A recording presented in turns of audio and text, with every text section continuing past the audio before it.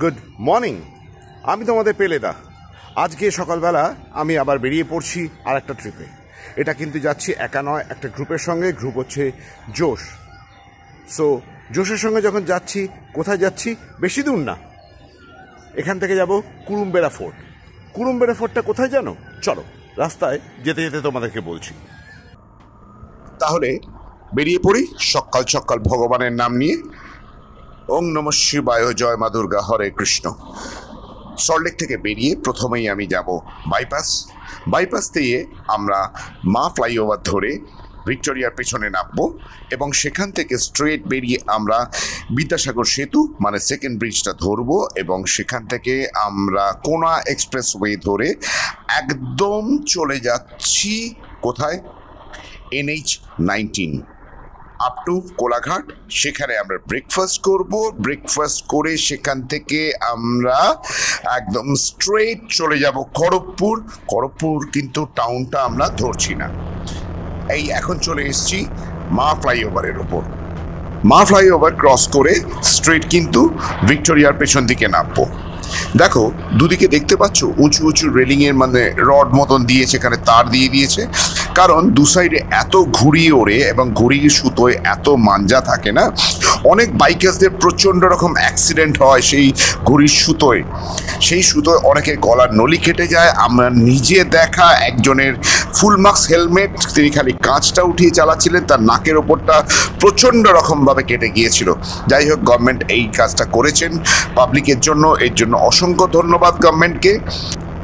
মা flyover cross করার পর আমরা ভিক্টোরিয়ার পেছনে নামার পর আমরা বিদ্যাসাগর সেতু ক্রস করে এখন আমরা চলেছি NH-19 দিকে, কোনা এক্সপ্রেসওয়ে ধরে সাঁতরাগাছির ওপর দিয়ে। এত তো কথা বলে যাচ্ছি, কুরুমবেড়া ফোর্ট যাচ্ছি, সব জায়গায় যাচ্ছি, কিন্তু কুরুমবেড়া ফোর্টটা কি তোমরা কেউ জানো? তাহলে আমি একটু বলেই দিই, অনেকেই হয়তো জানেন না। কুরুমবেড়া ফোর্ট হচ্ছে পশ্চিম মেদিনীপুরে বেলদা, এগরা, দাঁতন, বেলদা মানে খড়গপুরের পর বেলদা স্টেশন থেকে নেবে যারা ট্রেনে করে আসবে তারা বেলদা স্টেশনে নামবে, আর যারা বাই রোড আসবে তারা করবে কি বেলদা মোড় থেকে ডান দিকে বেলদা টাউনে ঢুকে যাবে। বেলদার লেভেল ক্রসিং ক্রস করার পর আরও 7-8 কিলোমিটার বেলদা টাউনের ভেতরে ঢুকতে হবে এবং সেখান দিয়ে বাঁদিকে একটি রাস্তা চলে গেছে। এটা গুগল ম্যাপটা একটু ফলো করে নেবে বা কোনো অটোরিকশা বা এদেরকে বললেই এটা হয়ে যাবে। সেখানে একটি গ্রাম আছে, সেই গ্রামের নামও হচ্ছে কুরুমবেড়া। সেই গ্রামের মধ্যে ফোর্টটার নাম হচ্ছে কুরুমবেড়া ফোর্ট।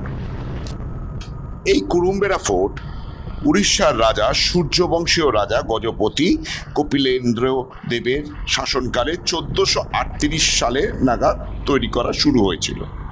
যাই হোক, এইটুকুনি তোমাদের এখন বলছি এবং ফোর্টে গিয়ে তোমাদের ডিটেলসটা ওখানে দাঁড়িয়েই আমি আস্তে আস্তে বলবো। শুরুতেই আমি তোমাদের বলেছি যে আমরা যাচ্ছি কুরুমবেড়া ফোর্ট এবং আমি একা তো আজকে যাচ্ছি না, আমার সঙ্গে আরও 5-6টা বাইক যাওয়ার কথা আছে এবং তারাও বেরিয়ে গেছে এবং আমরা মিটও করে ফেলেছি। কথা ছিল 5-6টা বাইক, কিন্তু আলটিমেটলি দেখা যাচ্ছে আমার সঙ্গে আরও 4 জন যাচ্ছে। আমি এখন লিড করছি। টেল এন্ডে রয়েছে আমাদের অরবিন্দ ঢালি, মানে আমাদের জোশ গ্রুপের যিনি ফাউন্ডার মেম্বার অরবিন্দ দা, উনি টেল এন্ডিংয়ে রয়েছে। তো আমি লিড করছি। তো এখন আমরা সোজা গিয়ে হাজির হচ্ছি কোথায়? কোলাঘাটে ব্রেকফাস্ট তো করতে হবে, খিদে তো পেয়ে যাবে তা না হবে, তাহলে কোলাঘাটে গিয়ে মিট করছি তোমাদের সঙ্গে। এই দেখো, কথা বলতে বলতে কোলাঘাট অলমোস্ট পৌঁছেই গেছি। কোলাঘাট ব্রিজের ওপর দেখতেই পাচ্ছ।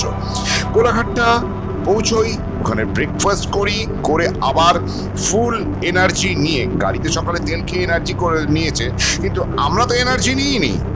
আমাদের তো পেটে ছুঁচোতে জিম শুরু করে দিয়েছে, তো সেটা তো করে জিমটাকে বন্ধ করতে হবে। করে আমরা আবার রওনা হচ্ছি কোথায়?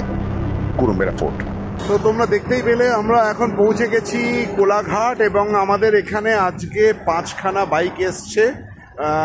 একজনের অবশ্য কুকুরের শরীর খারাপ হয়ে গেছে, প্রচণ্ড অসুস্থ হয়ে পড়েছে, তো সেই জন্য তিনি আর আসেননি। আর আরেকজনের হঠাৎ একটু স্টমাক আপসেট হয়ে গেছে, তারা লাস্ট মোমেন্টে ড্রপ করেছে। তাহলে আমাদের অন্তত 7খানা বাইক হয়ে যেত এই ট্রিপে। তো এখন আমি তোমাদের আমাদের বাইকের লাইন আপটা দেখাই। আজকে এই 5টা বাইক সেই রয়েছে Honda SP shine, Pulsar, NS 200, আবার SP 125, আমার প্ল্যাটিনা এবং আরেকজনের প্ল্যাটিনা। ঠিক আছে, প্ল্যাটিনার সংখ্যা কিন্তু বাড়ছে আস্তে আস্তে, দেখতে পাচ্ছ 5খানা বাইক এখানে কিন্তু লাইন আপ করেছে। এখন মোটামুটি আমরা এখানে এসে গেছি আনন্দ রেস্টুরেন্ট অ্যান্ড ধাবাতে। সেখানে আমরা করছি, ব্রেকফাস্টটা করব আজকে এখানে। তোমরা দেখতেই পাচ্ছ যে আমরা আনন্দ ধাবায় চলে এসেছি এবং এক এক করে সবার সঙ্গে পরিচয় করিয়ে দিই। আজকে নতুন রাইডার যারা রয়েছে তাদের সঙ্গে আমার পাশে বসে আছে অমিত, আচ্ছা তার পাশে বসে আছে প্রীতম, আর তার পাশে অরবিন্দ দাকে তো চেনই, আর তার সঙ্গে অভিজিৎ দা। বাজে 8:40 মতন। তারপরে আমরা মোটামুটি ধরে নাও 9:15-র মধ্যে আমরা এখান থেকে বেরিয়ে যাব, কারণ আমাদের এখান থেকে আরো 104 কিলোমিটার আমাদের যেতে হবে। তো আজকে আমাদের ব্রেকফাস্ট হচ্ছে আলু পরোটা এবং সঙ্গে চানার একটা সবজি রয়েছে এবং সঙ্গে রায়তা রয়েছে। তো সবাই একই ব্রেকফাস্ট নিচ্ছি। তোমাদের আমি আগেই দেখিয়ে দিয়েছি যে আমরা কোথায় বাইকগুলো রেখেছি, কিন্তু তার পেছনে দেখছি একটা ফ্লাওয়ার নার্সারি রয়েছে। দেখো এখানে গাছগুলো যা রয়েছে, গাছগুলোর মধ্যে কিরকম ফল ধরেছে, এটা কি বুঝতে পারছি না, টমেটো বলেই মনে হচ্ছে। দেখো আমি ঠিক বুঝতে পারছি না। হ্যাঁ আচ্ছা, এখানে মনে হচ্ছে এটা আতা, এবং অনেক এগুলো বনসাই করেছে, আম গাছ রয়েছে এখানে। মনে হচ্ছে এটা বনসাই নাকি, আমি ঠিক চিনি না এগুলো। তোমরা যদি কেউ চেনো তাহলে একটু আমাদের বলো। আরে তেরি, আম ধরেছে, এই দেখো গাছে আম হয়েছে, এই দেখো এখানে আম, এখানে আম, এই ছোট ছোট গাছে আম হয়েছে, ওদিকে গাছে আরো কিছু কিছু ফল হয়েছে। হ্যাঁ, তো জানি না, ফ্লাওয়ার নার্সারিটা দেখে আমার খুব ভালো লাগলো, সেই জন্য তোমাদেরকে আমি দেখাচ্ছি একটু। আর আরো দেখো এখানে আরো প্রচুর প্রচুর গাছ রয়েছে। আমি তো সব গাছের নাম জানি না, গাছ সম্বন্ধে আমি অজ্ঞ। এটা তো দেখে নারকোল বলে মনে হচ্ছে। হ্যাঁ, আর বিভিন্ন ধরনের ক্যাকটাস এইসবগুলো রয়েছে এখানে। তো দেখতেই পাচ্ছ এই আনন্দ রেস্টুরেন্টের সামনে রয়েছে পার্কিং স্পেসটা, যেখানটা রয়েছে ওর এইখানটাতে তোমার এই নার্সারিটা রয়েছে। ঠিক আছে, তো তোমাদের দেখিয়ে দিলাম। ফোন নাম্বারটা আমি জোগাড় করতে পারিনি অবশ্য। বাই দ্য ওয়ে, একটা কথা তোমাদের ইনফর্মই করা হয়নি। আজকে আমাদের টোটাল ট্রিপটা শুধু কুরুম্বেরা ফোর্ট নয়, কুরুম্বেরা ফোর্ট ঘুরে ওখান থেকে আমরা যাব জঙ্গলকন্যা সেতু, মানে তলা দিয়ে চলেছে সুবর্ণরেখা নদী। তারপর পাশে জঙ্গলকন্যা পার্ক আছে একটা, ওটাও একবার দেখব। আমি যতটুকু শুনেছি পার্কে এমন কিছু দেখার কিছু নেই, তবু একটু ঘুরে আসা। এবং তারপর আমরা ওখান থেকে যাব ভেটিয়া ড্যাম, ভেটিয়া ড্যাম বা ভেটিয়া ফলস, সেইটা ঘুরে আমরা ওখান থেকে ব্যাক করব। কলকাতা থেকে কুরুম্বেরা ফোর্ট কিন্তু 195 কিলোমিটার, তো সেইখানটা ঘুরে আরো ওদিক দিয়ে 30 কিলোমিটার ঘুরে তারপর আমরা ওদিক থেকে ব্যাক করব। এখন খড়গপুর ক্রস করে আমরা কিন্তু উড়িষ্যার দিকে টার্ন নিয়ে নিয়েছি। ঢালাই রাস্তা দেখেই বুঝতে পারছো খড়গপুর টাউন চলে গেছে ডান দিকে, আর আমরা ওই জায়গাটাকে বাঁ দিকে বাইপাস করে ফ্লাইওভারের তলা দিয়ে, মানে যে ফ্লাইওভারটা খড়গপুরের দিকে যাচ্ছে ওই ফ্লাইওভারটা ক্রস করে ব্রিজের তলা দিয়ে আমরা উড়িষ্যা মানে বালাসোরের দিকে চলে যাচ্ছি। বেলদা ঢোকার খানিকটা আগে এই রাস্তাটা দেখতে পাচ্ছ। এখন আমার পুরী যাওয়ার যে প্রথম ভিডিওটা, ওটাতে আমি এই রাস্তাটা কভার করেছিলাম। এটা কিন্তু প্লেনের ওঠা নামার জন্য রানওয়ে তৈরি করা হয়েছে। এমার্জেন্সি সিচুয়েশনে আর্মির ফ্লাইট যাতে এখানে, মানে যে যুদ্ধর বিমান যেগুলো আছে, যেগুলো এখানে ল্যান্ড করতে পারে, তার জন্য এই রানওয়েটা তৈরি করা হয়েছে। এই রানওয়েটা ওইদিকে বেলদা পর্যন্ত রয়েছে, আর এদিকে খড়গপুরের বেশ খানিকটা পরে, জায়গাটার নামটা আমার ঠিক মনে নেই, তো সেইখান থেকে 7 কিলোমিটার লম্বা রানওয়ে। আমি লোকাল লোককে জিজ্ঞেস করেছিলাম এখানে কখনো কোনোদিন প্লেন নেমেছে কিনা। তারা আমাকে বললো যে একটা প্যাসেঞ্জার প্লেন, মানে আমি বুঝলাম যে একটা বোয়িং প্লেন নেমেছিল এবং ফাইটার জেট মনে হয় 2খানা নেমেছিল।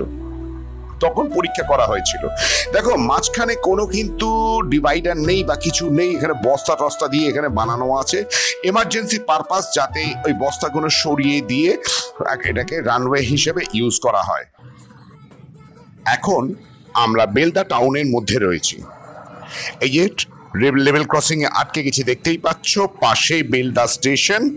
এবং এখান থেকে তোমরা নেবে, যদি ট্রেনে করে আসো ট্রেনে স্টেশনে নেবে তোমরা, এখানে অটো টোটো অনেক কিছু আছে, টোটোতে গেলে অনেক টাইম লাগবে, অটো নেওয়াটাই বেটার। তো সেই অটো করে তোমরা যেতে পারো কুরুম্বেরা ফোর্ট। কুরুম্বেরা ফোর্ট কিন্তু এখান থেকে আরও প্রায় 12 থেকে 14 কিলোমিটার দূরে আছে। এই লেভেল ক্রসিংটা ক্রস করার পর আমরা অলরেডি বেলদা টাউন ক্রস করে কুরুম্বেরা গ্রামের দিকে এগোতে থাকছি। এটা কিন্তু SH মানে স্টেট হাইওয়ে, নাম্বারটা ভুলে গেছি, কিন্তু এটা আমাদের কুরুম্বেরার দিকে এগিয়ে চলেছে। এখন আমরা সেই জায়গা ক্রস করে একদম কুরুম্বেরা গ্রামের কাছাকাছি চলে এসেছি। এখানে রাস্তাও সিমেন্টের ঢালাই করা রাস্তা, কিন্তু মেনটেনেন্সের অভাবে ভীষণ এবড়ো খেবড়ো রয়েছে, গাড়ি বাউন্স করছে খুব। তো গ্রামের মধ্যে সরু রাস্তা, আমরা ওখান দিয়েই চলেছি। দেখো সামনে টোটোও চলছে, রুটে টোটোও পাওয়া যায়, অটোও চলে, তো কোনো চিন্তা নেই। এখানে কুরুম্বেরা ফোর্ট কিন্তু তোমরা ভালো করেই ঘুরতে পারো। তবে একটা কথা বলে দিই, কুরুম্বেরা ফোর্ট যেতে গেলে কিন্তু খাবারটা আগে খেয়ে নিয়ে কোথা থেকে এসো, কারণ কুরুম্বেরা ফোর্টের আশপাশে একটি মাত্র দোকান এবং একটা বাজার আছে ঠিকই, কিন্তু ফোর্টের সামনে একটি মাত্র দোকান, ওখানে কোল্ড ড্রিঙ্কস আর চা বিস্কিট এইসবগুলো পেয়ে যেতে পারো ম্যাক্সিমাম, তার বেশি সেরকম কিছু কোনো দোকান নেই খাবারের।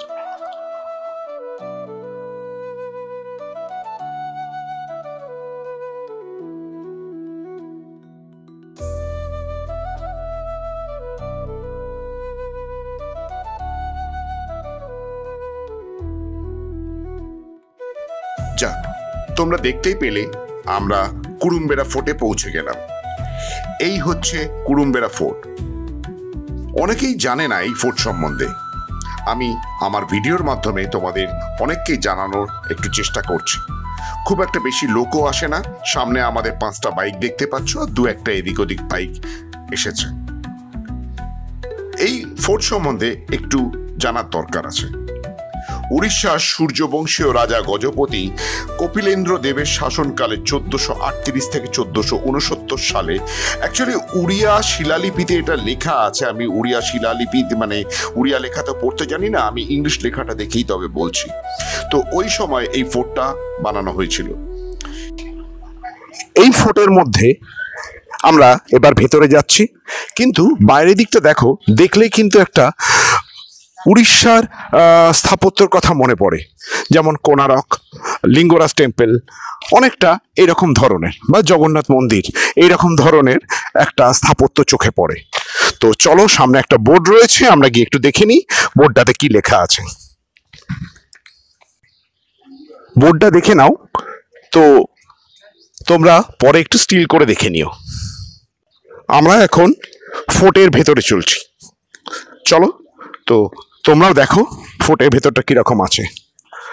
ফোর্টের দেয়ালগুলো কিন্তু বোল্ডার দিয়ে তৈরি, দেখতেই পাচ্ছ। উড়িষ্যায় যেরকম পাথরগুলো বা কেল্লাগুলো বা মন্দিরগুলো যেরকম বোল্ডার দিয়ে তৈরি, এবং এখানকারও তাই ওই বোল্ডার দিয়ে তৈরি। কিন্তু এর মধ্যে সিমেন্টের তো ইউজ ছিল না তখন, তো সেখানে চুন, সুরকি এইসবগুলোকে দিয়ে ইউজ করা হতো।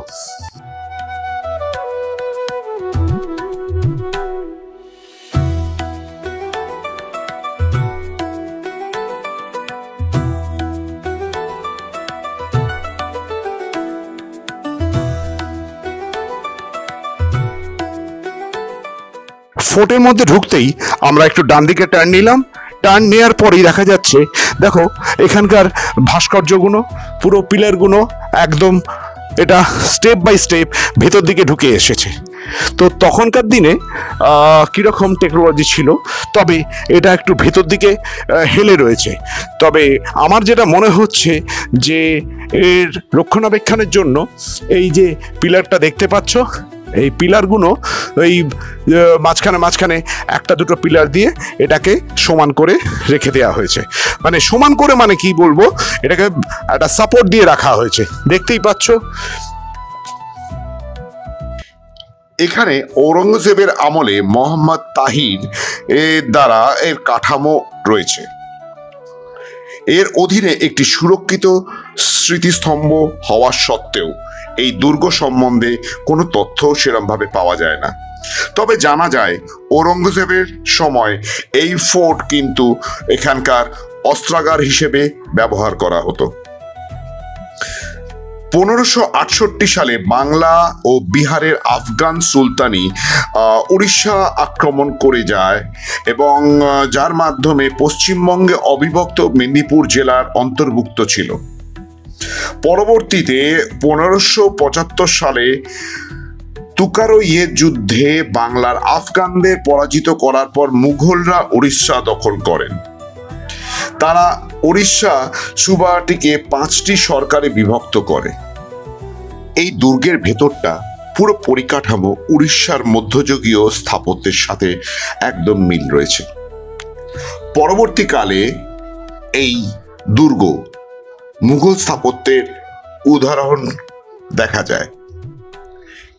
এই দুর্গর ভেতরে একটি 3 গম্বুজ বিশিষ্ট পরিকাঠামো রয়েছে। যদিও এই দুর্গ এবং এর পরিকাঠামো বেশিরভাগ অংশই ধ্বংসস্তূপে পরিণত হয়েছে, তবুও বাইরের যে পিলারগুলো রয়েছে, তো সেই পিলারগুলো ধার দেওয়ার জন্য সিমেন্ট এবং চুনামাটি এগুলোকে ব্যবহার করা হতো। এখন এই পরিকাঠামোগুলো ভেঙে পড়েছে।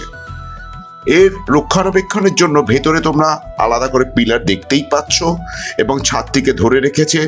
এবং এই ছাদটি দেখো, যার ডিজাইনটা একদম ফুলের মতন ডিজাইন করে ব্যবহার করা হয়েছে।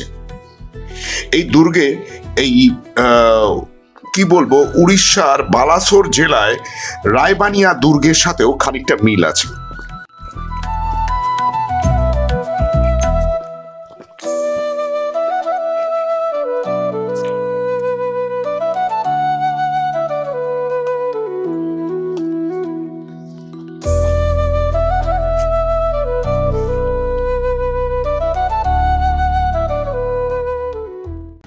এখন তোমরা দেখতে পাচ্ছ 3 গম্বুজ বিশিষ্ট একটি মসজিদ এই কেল্লার মাঝখানে রয়েছে। এটা মোহাম্মদ তাহিরের আমলে সম্ভবত 1691 খ্রিস্টাব্দে এই মসজিদ হয়েছিল। তো তখন তার আগে এখানে একটি মহাদেবের মন্দির ছিল। সেটি সম্ভবত উড়িষ্যার রাজা কপিলেশ্বর দেবের রাজত্বকালে একটি মন্দির তৈরি করা হয়েছিল, কিন্তু সেটি ভেঙে বর্তমানে মসজিদ রয়েছে এবং মন্দিরের কিছু ধ্বংসাবশেষও দেখা যায়।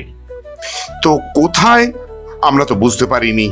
যাই হোক, পুরো সম্ভবত এইটাই হবে, হয়তো আমি কনফার্ম বলতে পারছি না, বা এখানে আরো কিছু ভগ্নাবশেষ রয়েছে, তো কোনটা তো আমাকে বলতে পারছি না, বা কোনো সেরকমভাবে ইনফরমেশনও পাওয়া যাচ্ছে না।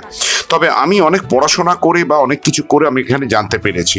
এই যে ধ্বংসাবশেষ দেখতে পাচ্ছ এইখানে বা পাশে দেখতে পেলে, হয়তো এখানে বড় একটি মন্দির ছিল, সেটি ভেঙে এখন মসজিদ। তো কি আর করা যাবে, এখন বর্তমানে ভারত সরকার এর রক্ষণাবেক্ষণের দায়িত্ব নিয়েছেন।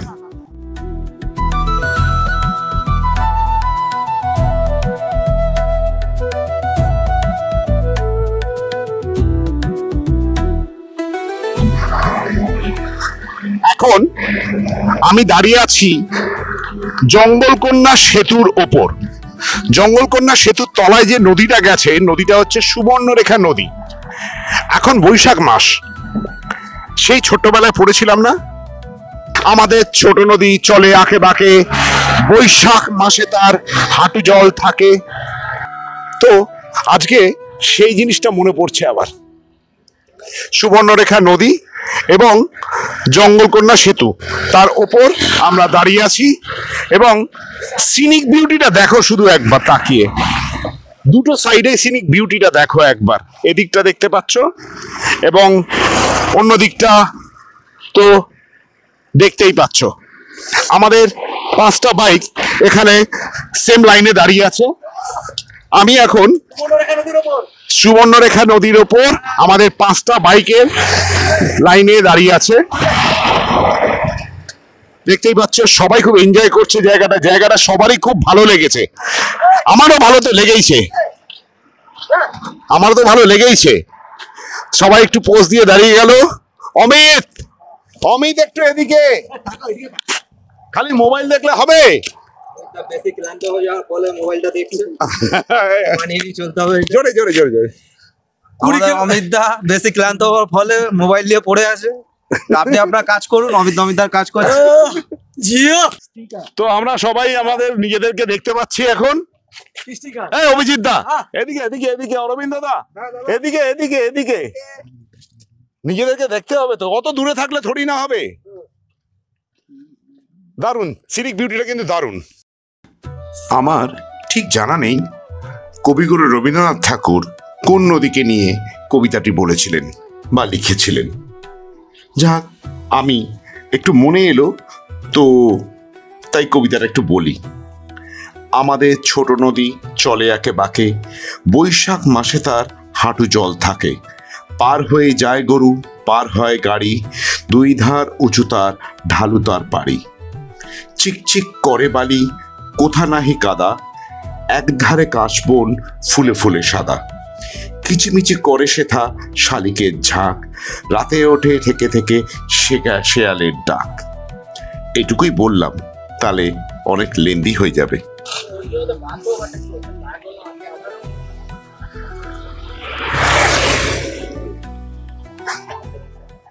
আমরা দাঁড়িয়ে আছি জঙ্গলকন্যা সেতুর ওপর এবং দাঁড়িয়ে যখন রয়েছি বেশ কিছু অল্প বয়সী ছেলেরা এসছে, তাদেরকে দেখে নিজেদের একটু লজ্জা লাগছে। হ্যাঁ, একটু কাকু কাকু মনে হচ্ছে নিজেদের। তো এই বয়সটা যদি আবার ফেরত পাওয়া যেত তাহলে কিন্তু বেরিয়ে যেতাম। হ্যাঁ, আমার পেছনে ওরা দাঁড়িয়ে আছে, চলো একটু ওদের সঙ্গে গিয়ে আমরা আলাপ করি। ভাই, তোমাদের নাম কি বলো? আমার নাম দেবাশিস। দেবাশিস, আচ্ছা, দেবশঙ্কর। আর भाई তোমার নাম? मेरा नाम है एके अर्जुन। मेरा जो इंस्टाग्राम है ना एके अर्जुन गेमिंग ऑफिशियल। আচ্ছা ঠিক আছে, নিয়ে নেবো আমি। আচ্ছা, इंस्टाग्राम है ना सब लोग। আর দাদা তোমার? করণ। করণ। আর কে? আর কে? আর কে full form? Royal King. Royal King নাম? हाँ রয়্যাল কিং। আরে অফিশিয়াল নাম রয়্যাল কিং। হ্যাঁ। আরে বাবা, তো তোমরা কি এখানেই থাকো? AJ Rider 90 ml। Sorry, AJ Rider 90 ml। আচ্ছা, সবার ইউটিউব চ্যানেলের নামটা শুনে নিলে তো এখন একটু ওদেরকেও সাবস্ক্রাইব করে দিও, ওদের চ্যানেলগুলো দেখো, কারণ ওরা এখানেই থাকে। তো এখানে সম্বন্ধে আমরা যতখানি কভার আপ করতে পারবো ওরা আমাদের থেকে বেটার কভার আপ করবে এই সমস্ত জায়গা সম্বন্ধে। ঠিক আছে, আলাপ করে খুব ভালো লাগলো। তো আজকে আমরা এখান থেকে বেরিয়ে এখন যাব ভেটিয়া ফলসের দিকে। ভেটিয়া ফলস থেকে আমরা খড়গপুর হয়ে, মানে খড়গপুর আইআইটির পাশ দিয়ে আমরা খড়গপুর হয়ে ওখান থেকে আমরা যে কলকাতার দিকে ব্যাক করবো। ঠিক আছে, চলো তাহলে আর ওয়েট করছি না, এখান থেকে বেরিয়ে যাচ্ছি। জঙ্গলকন্যা সেতু ক্রস করার পরেই ডান হাতে পড়ছে জঙ্গলকন্যা প্রকৃতি উদ্যান, ডাহি নয়াগ্রাম। এখন বন্ধ আছে, বিকেলের দিকে হয়তো খুলতে পারে। যাই হোক, আমরা আর এখন ওদিকটা যাচ্ছি না, আমরা খালি এইটুকুনি তোমাদের দেখিয়ে দিচ্ছি। বাচ্চাদের পার্ক সেরমভাবে কিছু নেই। তো এখান থেকে আমরা এখন ব্যাক করছি অন্যদিকে।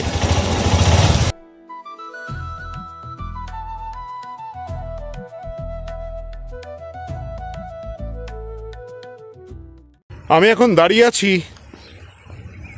গুগলের দেখানো ভেটিয়া ফলসের সামনে।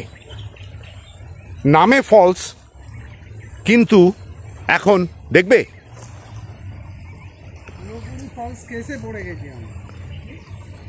ফলস এখন শুকিয়ে এই অবস্থা। আর নামে ফলস, আমরা ফলস কেসে ফেসে গেছি গুগলের দেখানো। তো ফলসের জল এখন এই রকম আসছে, এই রকম ফলসের জল আসছে, মানে ঝর্ণার জল। তো এখন কিছু তো আর করার নেই, তো জল শুকিয়ে টুকিয়ে গিয়ে এই কাণ্ড। তবে বর্ষাকালে এলে প্রচুর হয়তো জল দেখা যাবে, এবং এইখানটা ঝর্ণার জল নিশ্চয়ই এইখান দিয়েই পড়ে।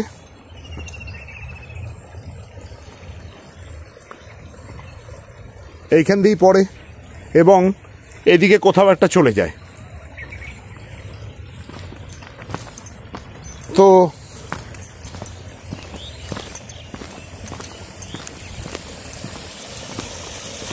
ঝর্ণা দেখাবো বলেছি, বেশি জল হোক কম জল হোক, এই যে ঝর্ণা দেখো, এই হচ্ছে ভেটিয়া ফলস। এবং এইখানে ড্যামের মতন করে দেয়া আছে, এই যে ড্যাম, উঁচু জায়গাটা দেখতেই পাচ্ছ, এই হচ্ছে ভেটিয়া ফলস।